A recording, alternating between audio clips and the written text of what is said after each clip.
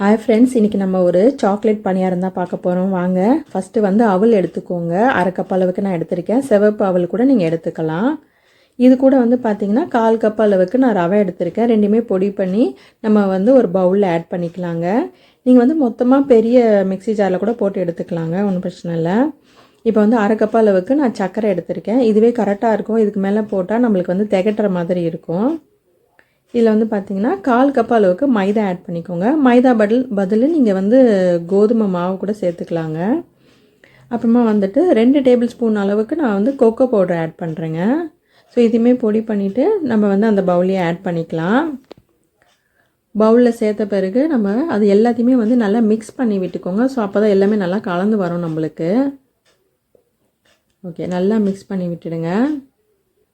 இது கூட வந்து பார்த்திங்கன்னா நம்ம கொஞ்சமாக வந்து உப்பு சேர்த்துக்கலாங்க. அப்போ தான் வந்து அந்த ஸ்வீட்னஸ் அதிகப்படுத்தி காட்டும் நம்மளுக்கு. வாசனைக்காக ஏலக்காய் தூள் சேர்த்துக்கோங்க.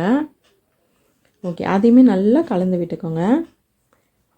இதில் வந்து பார்த்திங்கன்னா அரை கப் அளவுக்கு நான் பால் எடுத்திருக்கேங்க. அதை ஊற்றி தான் நம்ம மிக்ஸ் பண்ண போகிறோம் இப்போது. இது வந்து காய்ச்சி நல்லா ஆற வச்ச பால் தான் இது.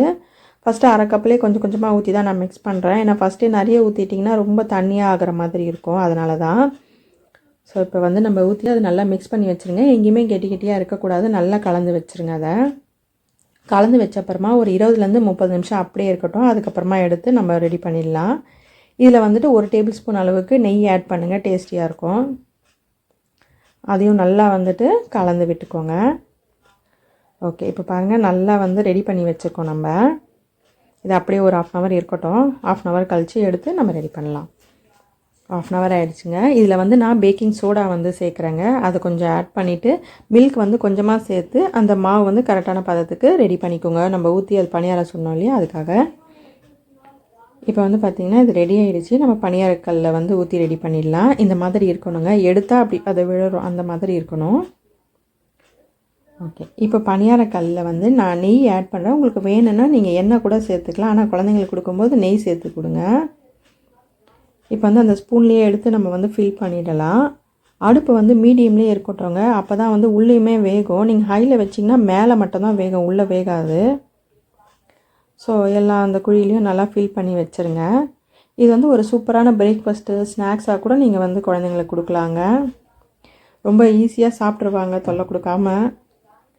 ஓகே, இப்போ ஒரு பக்கம் வெந்த உடனே நம்ம வந்துட்டு இன்னொரு பக்கம் திருப்பி போடலாங்க. 2 பக்கமும் வெந்த அப்புறமா எடுத்துகிட்டு ஆற வச்சு சாப்பிட்டு பாருங்கள், சூப்பராக இருக்கும்.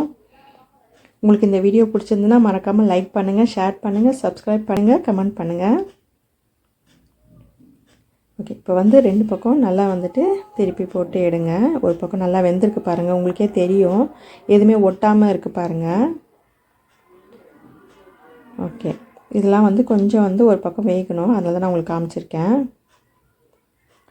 இந்த மாதிரி உங்களுக்கு அதை தள்ளும் போதே வந்து நல்லா வந்துடுச்சு அப்படின்னா நல்லா வெந்திருக்குன்னு அர்த்தம். இது இன்னும் கொஞ்சம் வரல பாருங்கள், கொஞ்சம் நேரம் ஆகட்டும். ஓகே, இப்போ வந்து நம்ம அதை திருப்பி போட்டுடலாம்.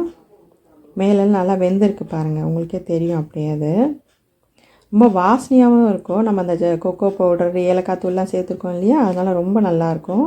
இப்போ நல்லா ரெடி ஆகிடுச்சு பாருங்கள். ஓகே, சூப்பரான சாக்லேட் பணியாரம் ரெடி. அனைவருக்கும் ஹாப்பி நியூ இயர். தேங்க்யூ.